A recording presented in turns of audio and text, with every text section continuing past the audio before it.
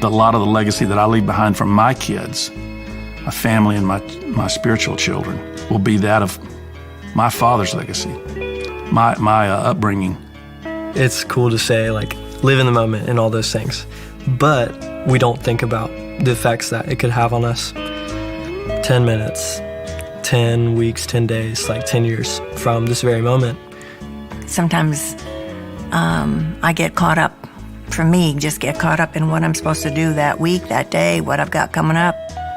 And it's good to take a time with the Lord and think about what is the legacy I'm leaving. I feel like everybody right now feels like they have their own truth and they have their own peace, but to leave a lasting legacy, you have to also learn from the people who've already come before you. Those prior generations can really help you see that they want you to go further, and they're like gonna push wind in your sails and then just say, hey, I've learned from this and I want you to not have to make the same mistakes I did. I want the next generation to know that we serve a God who has our interest at heart. Our interest meaning, like I said in Matthew 6:33, I'll keep going back to it. Seek first God's kingdom and his righteousness, and every other thing will be added unto you.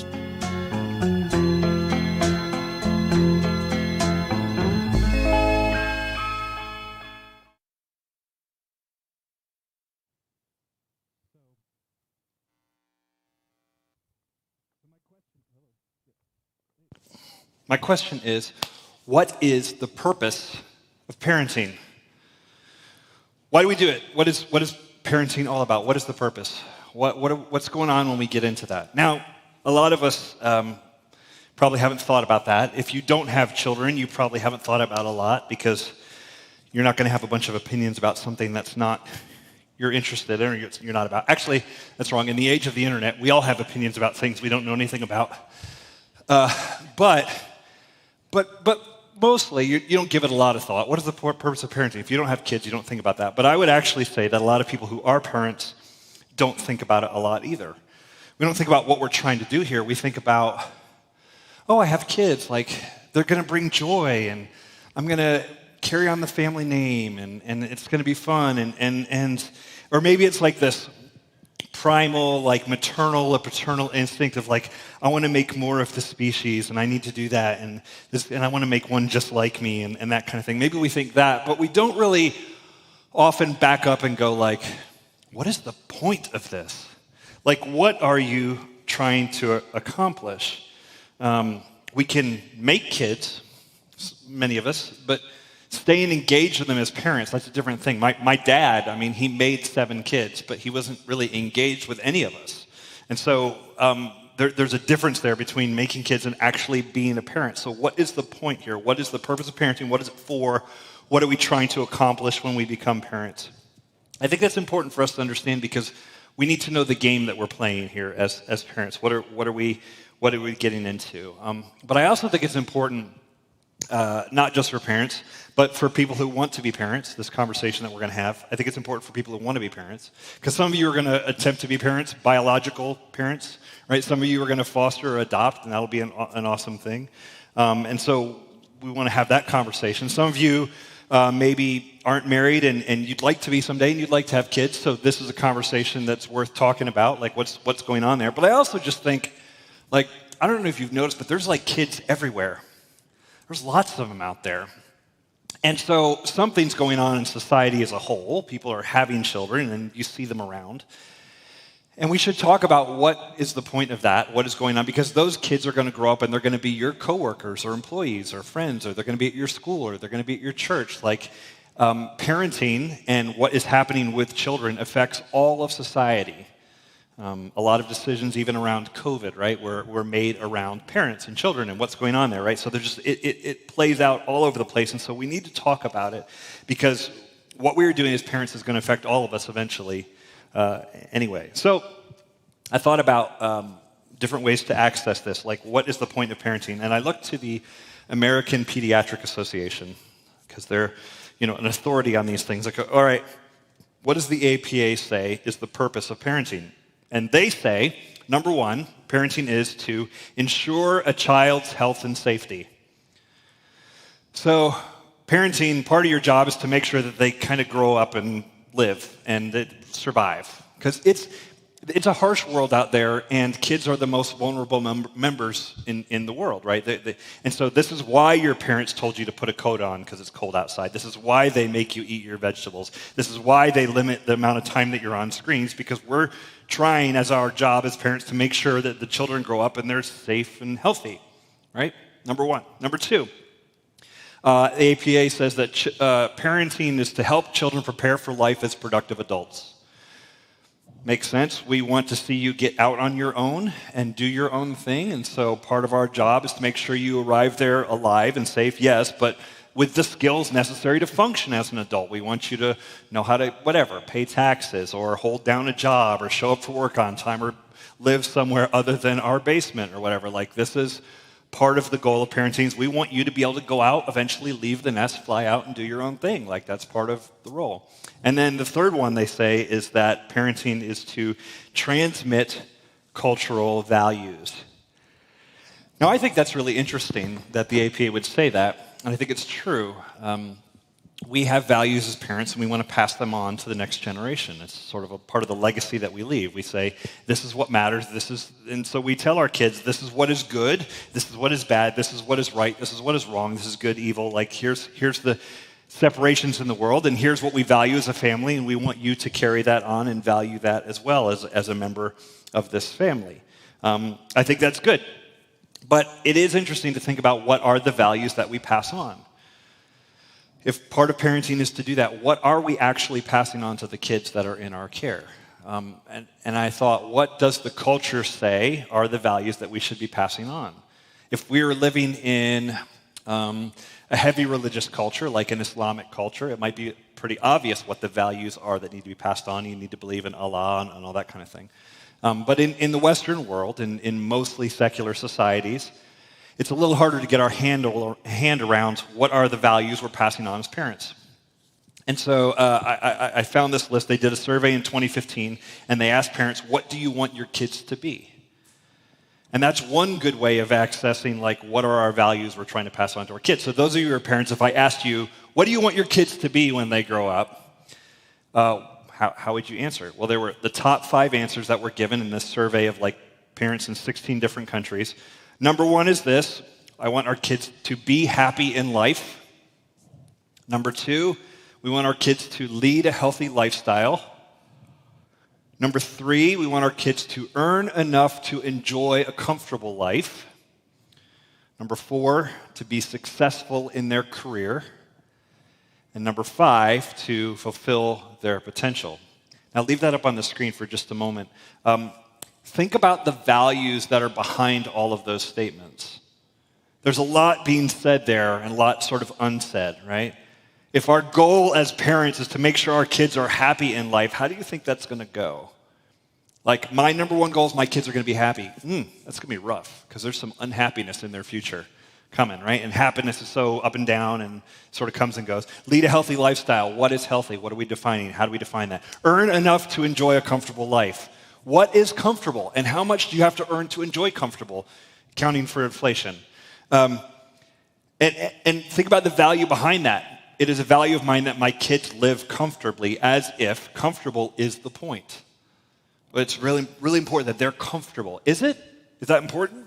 Is that the thing that we're going for? Want them to be successful in their career. What does successful mean? What are the values that are behind these statements? I think these are important for us to think about. We're starting a new series today, and it's called Legacy, and we're talking about what we pass on to the next generation. This is a conversation for parents, in part, but it's also just a conversation for, it takes a whole village to raise kids, and so it's for the whole village right here. It's for all of us to have a conversation about what are we passing on to the young people that are around us, whether we are parents, whether we are their teachers, whether we are the cool aunt and uncle, or whatever. Like, there are younger people around you, and they look up to you in some way. What are you passing on to them? Author, therapist Shannon Alder, she says this: carve your name on hearts, not tombstones. A legacy is etched into the minds of others and the stories they share about you. I really like that quote, carve your name on hearts. I would actually modify it and say, as Christian parents, we want to carve Jesus' name onto hearts, not ours. But I'm getting ahead of myself. Let's talk about what it takes to leave a legacy and what exactly are we carving with children and what is the purpose of parenting. To get at that, I want to go back a couple thousand years because we're not the first people to be parents. And so we don't need to rely on whatever the hot wisdom of today is. We can look back in history and go, what have people always said about this? And I'm going to go all the way back to roughly 1410 BC, okay? So we're going to go way back on this one. Let me set the scene for you and tell you, because I'm going to read a scripture to you from the Old Testament, and I want you to understand where it comes from. The Israelites, as a people group, were enslaved in Egypt for 400 years, from about 1446 to 1406, somewhere in there. About 400 years they were enslaved. And they were, while they're slaves, their entire life is slavery, right? So they're building the things of ancient Egypt. They're making bricks and they're doing this. And the Egyptians are ruling them, this entire ethnic group. And making them work hard. And when you are a slave, the decisions are made for you. You don't have to think about how you want to live. You don't want to think about your purpose in life. You don't have to think about who you are truly. You don't have to think about what are my hopes and dreams. Your hopes and dreams are you're going to sit there and make bricks forever. And so are your kids, and so are their kids. And you're going to be fed, and you're going to have a place to live. So that's kind of nice. But you're worked hard for 400 years. God sends a deliverer to them, a guy named Moses. Moses rises up, God leads him, and he confronts Pharaoh, says, let my people go. There are 10 plagues that God brings upon the Egyptians that make Pharaoh eventually go, fine, get out of here. And the Egyptians en masse, about 1 million people, leave Egypt, and they escape, and they get freed from slavery, the Exodus. The story's told in the book of Exodus, and it has been recounted by generation after generation for a couple thousand years. So they leave Egypt, and they go and they run away from Pharaoh, and they come to the edge of the Red Sea, and Pharaoh's army starts to chase them. They're caught between the sea and Pharaoh's army. God parts the water of the sea. They walk through the Red Sea on dry ground, and Pharaoh's army comes in behind them, and then God puts the water back where it was, basically, and washes away all of Pharaoh's army. It's an incredible thing. From that point, the Israelites go through the desert for 40 years as a massive, think of like a camping trip that goes on for 40 years. Some of you are like, 40 minutes is too long for camping. And I feel you are my people. And this is not glamping, this is rough, with a million of your closest friends through the desert for 40 years. There's a lot of organization, a lot of things that have to happen. This is written about for the first 3 or 4 books of the Old Testament. There's writings about what they did, how it worked. And God shows up and delivers them, and he gives them food every day. He gives them victory over enemies who are trying to kill them off in the desert. It is a wild scene. Well, during that 40 years, God is training his people, the Israelites. He's training them how to be a people. Because they don't know. They've been slaves. They don't know how to function as a society. And so God gives them laws and guidelines. This is what you're supposed to do. Eat this, don't eat this. Go here, don't go there. These are sanitation laws. Here's some laws about diet. Here's some laws about if people have fights with each other. What happens if someone murders someone? How do you handle it? There's all these laws and rules in the Old Testament that are given to this nomadic people wandering through the desert so that when they get into their own country, the land of Israel, when they go in and sort of invade and take this land and say, this is our land, this is where we're going to be, they needed some guidelines on how to actually live as a free people in this society. So God gives them those laws. Right before they go into the promised land, at the end of their 40 years, so around 1410 BC, somewhere around there, Moses gathers the people together and basically goes through the law again with them and says, don't forget, when we get in there, guys, don't forget a couple things. Here's sanitation. Here's, laws about sexual relationships, or here's what we do if someone murders somebody, or all these laws. And he also gives them this speech where he tells them all that God has done, and he reminds them of who they are, and he tells them, he's basically like, hey, don't forget this when we get into this new land. I want you to remember who we are. And in that speech is Deuteronomy chapter 6. And I want to read it to you because It actually speaks to parenting. It speaks to legacy. It speaks to what we pass on to the next generation. But honestly, what I'm about to read you might be the most recited piece of literature or writing in the history of the world. Okay? And there's a reason for that. But this is a big deal that has shaped human history, what I'm about to read to you, okay? In this speech, I think are some of the most important words of identity and purpose in human history. In this speech, Moses calls the people together and he gives them the word from God. And I want to pick it up in Deuteronomy chapter 6, verse 4. He says this, "Hear, O Israel, the Lord our God, the Lord is one. You shall love the Lord your God with all your heart and with all your soul and with all your might." All right. Hear, O Israel. The word "hear" in Hebrew is the word Shema. And so this speech here, this little section that is recited, "Hear, O Israel, the Lord our God, the Lord is one. You shall love the Lord your God." This whole thing is called the Shema, and it is recited by Orthodox Jews even to this day. And historically, it's been recited about 3 times a day that you would say this thing over and over. "Hear, O Israel." Hear this, right? Let this land in your ears, land in your heart. Hear this. The Lord our God, the Lord is one, is the way it starts. Now, there's actually a lot in there that we need to get our heads around. The Lord our God, not just your God, but it's the Lord our God. There's community here. There is a God, and he's the God over us, not just over me. It's not my own personal relationship. It is our thing also with God. The Lord our God is one. We go, okay, what's the big deal about one? Well, in a world of polytheists, right, of Zeus and Apollo and Isis and Osiris and multiple gods and all the cultures around them, this was a weird thing that they're monotheists. They're saying there's just one God. So they're reciting this to remind themselves, guys, here's the truth. There is a God.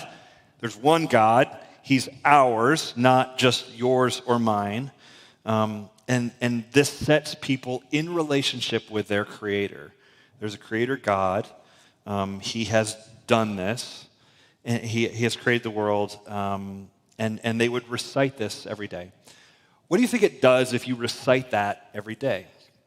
I think part of what it does is it grounds you in the truth.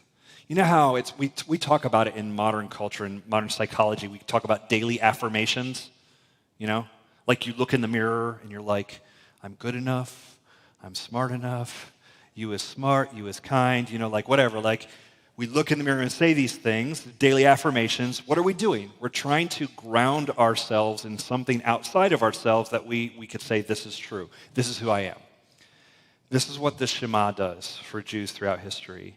It grounds them in the truth. The truth is, there is a God. You are not that God. And he's ours. Like, you need to understand the relationship here. What do you think it does to us to recite that and to remember that, the truth of that? What would it do to you if you recited that every day, multiple times a day? What would it do to you to remind yourself every day there is a God over all this and you're not him? I think that's good. I think that's needed now, not just back then. In a world where we freak out by the news cycle, in a world where there's another whatever, train derailment, problem, war, situation, inflation, whatever, in a world of all the things, what would it look like to daily tell yourself, there's a God, you're not him. There's a God, you're not him. A daily reminder. How could that affect your sense of identity? The second statement here, you should love the Lord your God with all your soul, with all your heart, your soul, and your mind. Think about not just what that says about God, think about what that says about who we are. We are people who have heart, soul, and mind, or heart, soul, and strength, is what he says. So heart, in Jewish terms, is the word lev, and it doesn't just mean this thing beating in your chest, and it doesn't even mean emotions, which is what we talk about. Lev means something like the authority within. So your heart is not just something you feel. Your heart is more like your desire, your will, the center of you. There's emotion in that for sure, but it's more than just emotion. So you're supposed to love God, is what this says. Love God with your heart, with your soul, which means you are not just a body. You are a body, but you're more than that. There's something else spiritual going on. There's an unseen spiritual reality to you. The thing that separates you from everything else in the world is you have a soul. You are a soul. That's in there as well. This is why when you look at a person, you go, that is someone. You don't say that's something. The difference between something and someone is that someone is a person which has personhood, which has a soul, which is created in the image of God. There's something very different about people than other things in the room or even than other animals. You have a soul. That is part of the essence of you. So you love God with your heart, your will, your desire, but also with your soul. And then also it says love God with your strength. Strength, there's a Hebrew word, meod, and it means, it could be translated, love God with all of your muchness, your fullness of all your energy. I kind of like that. I mean, think about humanity. You are not as strong as an ox. You are not as agile as a cat. You're not as fast as a gazelle. But you are a pretty amazing combination of all of that. There are just things the body can do, the human body can do, that is incredible, the way we can function and adapt and move in the world. Yes, the human body has limitations for sure, but it is truly a marvel. This is why the scripture says we are fearfully and wonderfully made. And so we are to love God with our heart, our desire, with our soul, this spiritual reality to us, and we are to love God with our strength, with our energy as well. And Jesus, when he quotes this in the New Testament, and he's talking to a group of Jews in the first century, he quotes it and he adds loving God with your mind. So your heart, soul, strength, and mind. He adds that piece. Humans have the ability to think and reflect and learn and grow. Like the mind is a thing. It would have been very popular in sort of the Greek-Roman world. Like the mind is an important thing as well. And so Jesus adds that piece to it. And when you put it all together, I think this says something about our identity. Notice I'm not talking about parenting right now. But all of this matters and is in the background. All of this put together, heart, soul, mind, and strength. If I'm going to put that all together, I would say who we are as people. We are people who have heart, soul, mind, and strength. And we are heart, soul, mind, strength beings who are designed for love, to love God and to love others. We are heart, soul, mind, and strength beings who are designed for love. That's actually who we are. Now imagine reciting that 3 times a day. 3 times a day I remember who God is, and I remember who I am and what I'm here for. This is huge for us to reflect on. And I think one of the biggest challenges we have in our culture right now, in America, in the 21st century, one of the biggest challenges we run into across almost every socioeconomic bracket, almost across all age groups, and probably fueled by social media and other things, but one of the biggest challenges we run into right now is the challenge of identity. We don't know who we are. We don't know. And we don't recite things like this anymore to remind us. We just kind of float in this vague, like, oh, you're a mammal, and you're a person, and you're this kind of person. So we grab every label we can. Well, I'm this, and this kind of person, but I'm this kind of person. All these identity words we're grasping at, trying to figure out who we are. And it's understandable how we got there. We have torn down most of the institutions in America. Religion, nah. Social clubs, nah. Family, those people are lame. Like all the stuff that came before us, we want to rip all of that down and then decide for ourselves who we are. And the early results on that experiment is it's not going well to rip down everything and just try to make it up from scratch using nothing but our own amazing brains. Like it's just not going incredibly well. We're sending people off to college with no rootedness, no grounded, no identity, and saying, figure it out. And they go, how do I figure it out? I don't know, reach for the stars. We just say whatever the heck we got from a Disney movie and hope that will be enough for them to get, just around the river bend and into the brave new possibilities of the hope of the dream of the stars. Then we need to be rooted and grounded people. And I know I told you I'm going to talk about parenting, but if we're going to start talking about parenting, we need to start talking about parents first. Who are we, guys? Who are we? We are heart, soul, mind, strength beings who are designed for love. And so when we get into parenting, the first step of raising great kids is we have to know the purpose of what we're doing that. And before we know the purpose of parenting, we have to know who we are and why we are here. And the Shema helps you understand a little bit of who you are. So if I was going to get a handle on that and say, what is parenting? What is the purpose of parenting? It is know who you are and why you're here and pass that on to the next generation. That's what we're doing as parents. In fact, that's exactly where it goes after it says, love the Lord your God with your heart, soul, strength. It says this, Deuteronomy chapter 6, verse 6. And these words that I command you today shall be on your heart. You shall teach them diligently to your children, and shall talk of them when you sit in your house, and when you walk by the way, and when you lie down, and when you rise. You shall bind them as a sign on your head, and they shall be as frontlets between your eyes. The idea is this identity, who God is, who you are, why you're here, this is going to be on your heart. And then the next step, Moses reminds the people is, you're going to pass this on. This is what you're supposed to do. You're supposed to teach these things to your children. Now, how do you do that? We'll talk about that more in this series, particularly where I want to get into the specifics of that verse. We'll do that in 2 weeks. But this is a God-given purpose for parenting. This is what we're here for. We're not here to raise happy and successful kids. If your goal is to raise happy kids, it's a fool's errand. It's not going to work. I'll just let that out right now. It's not going to work. They will not always be happy, and hard stuff will come. We have to think differently than that. I would actually say, as Christians, our goal should be in parenting is to raise disciples of Jesus. We're disciples, and we're passing that on. We are transmitting those cultural values to the next generation. I want my kids to know who God is and who they are in relation to him. This was critical for Israel because they're nomads walking into a new home.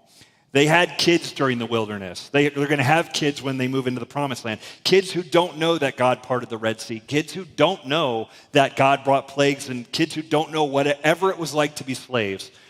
They're going to have kids who weren't there for that. And it is crucial that the parents, that the grown-ups in the room tell the next generation, hey, this is who God is. This is who we are. This is what happened before you got here. The world was going on before you showed up, and you need to know that you fit into the bigger story and that you have a place here. Kids need those kind of boundaries. And so God gave them laws and had them rehearse the story and gave them festivals to remember this is why we're here. And while those kids in 1400 BC needed that, I would argue that we need it too. If you follow Jesus today, if you're in this room right now and you go, I'm a Christian, I'm a Jesus disciple, I'm following him. The reason you are, probably if we trace back your story, the reason you're a Christian is because someone older than you passed it on to you. There was a mentor, a friend, a coach, a teacher, a parent, a grandparent who said to you, let me tell you about Jesus. And you learned, you listened and you learned and you accepted and it became a part of you. The early church passed on the faith in Israel, out into Asia, into Europe.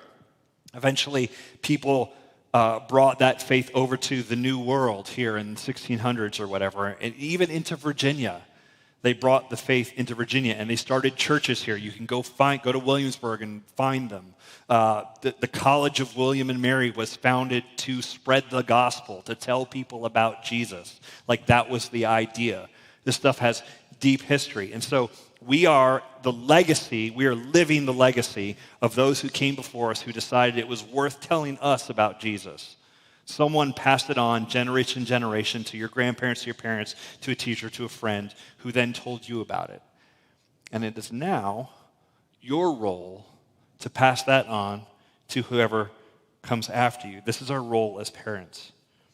Maybe in decades past, American culture would do it for you. There was probably enough Christian imprint on the culture in the 1950s that You could learn the 10 Commandments in school, in public school. Everybody went to church, and maybe there was enough of that in the culture that you could just sort of pick it up. And to be a Christian was to sort of be American. But that is not the world we live in anymore. That is not what is taught in schools. That's not what is going to be taught in colleges. We live in a very different society than that. So if the next generation is going to have faith in Jesus, it's going to be because the people of Jesus decided to pass that on, and they were intentional about it. This is our role as parents. The schools are not going to help you do it. The church, like this church, will help you, but it's more like you can do it, we can help. Like, it is still on you as parents to pass this on, and we will try to equip you and resource you and walk alongside you and link you up with other parents who are trying to do it as well. But that is what we're trying to do, and we need each other to do it. And truthfully, we need everybody in on this. I had the idea about 4 months ago for this series, and I said to the staff, hey, I have an idea. Let's take all the parents out of the room in the Bird Theater, and we'll go somewhere else, and we'll get together, and we're just going to have some honest conversations about parenting, what we're doing and why we're doing it. And everybody who's not a parent can stay in the Bird. We'll do worship service as normal, but we'll just have a conversation just for parents. And they thought, and the staff was like, that's great. That'll be really difficult and a real pain in the butt to pull off. So I don't know that that's actually a great idea, Chris. Can you not do that? And I listened to them, but also their bigger point was, hey, actually, everybody needs to be in on this conversation, because it doesn't just work as parents. And the whole spirit of it takes a village. It's going to take more than just parents, because the truth is, as your kids get older, they look to other adults and other people in their lives, not just parents. And so this needs to be sort of a community-level conversation. Sure, for those of us who have children and are trying to raise them, but for everybody, we need everybody in on this conversation. So we're having it in here about how we're passing on the faith. And I hope this applies to you as parents, but I hope it also applies to you as a coach or a teacher or an aunt or uncle or just good friends with people who have kids. Like, we need to have this conversation amongst the whole community. One last thing, and then we'll wrap for today. I am going to pull all the parents, we are going to pull all the parents together for lunch after church 2 weeks from today. March 19th, we're going to have a luncheon for parents, and we'll call it the Legacy Luncheon. And we're going to provide food for parents and kids, and we're going to have a conversation. We're going to interview a parent, and we're going to have a conversation, and we're going to break parents up by age of their children and have conversations about how to apply this stuff and how we can know each other and work together towards this, because it's going to take a whole community. So if you are a parent and you have not signed up for that, sign up for that through our website and show up, because there are just some very parent-specific conversations we want to have there, and we want you to know each other. But secondly, what needs to happen there, when I say it takes a village, if all of the parents are having a conversation together, guess what's going to happen to their kids? They're going to run wild through Carytown, unless people who are not parents step up and say, I will go work with those kids that day so that the parents can have this conversation, and this will be my way of supporting. I don't have kids right now. Maybe I don't want kids, or that's fine. But can you help out that day? We need you to sign up for that too. So go to the website, sign up. It's going to be an important conversation, and it's going to be one that we can all have together, and we need a sort of an all-hands-on-deck conversation about that. All right? Let's pray together. Lord, I thank you for the privilege of parenting and the great work that it is, and it is exciting to work with kids. There's a lot of joy and energy there, but it comes with a lot of challenges too. And I pray that we begin with the end in mind. We know what we're trying to do as we step into parenting, and that we think more deeply than I want kids to be happy or successful or comfortable or any of those things, that we think about what are we trying to transmit to the next generation? What do we want our kids to, where do we want them to be rooted and grounded? What is solid solid soil, good soil that we can help them be planted in so they can flourish. Thank you, Lord, for teaching the Israelites thousands of years ago about this and about who they are and who you are and who they are in relation to you. God, may we internalize that as well, and be fully aware of that as we live our lives too. In Jesus' name we pray. Amen.